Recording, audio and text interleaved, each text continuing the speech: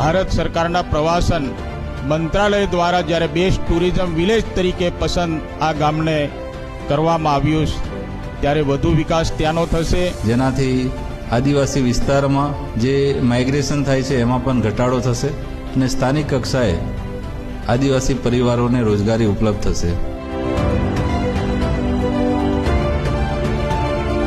આપણા દેશમાં, આપણા રાજ્યમાં અનેક ગામ એવા છે કે જ્યાં ઘણું બધું જોવાલાયક સ્થળ હશે, પણ એ બધામાં તમે આગળ નીકળ્યા છો. કેટલા બધા નિયમો છે આમાં લખ્યું છે. આટલા બધા નિયમોમાંથી આપણે જ્યારે પાસ થઈ ત્યારે આપણા ગામને પ્રવાસન ક્ષેત્રે વૈશ્વિક સ્તરે જે વિશેષ સ્થાન એને તમને મળ્યું છે, એના માટે ગુજરાત સરકાર વતીથી આપ સૌને અમારા વિભાગ તરફથી પણ ખૂબ ખૂબ અભિનંદન આપું છું.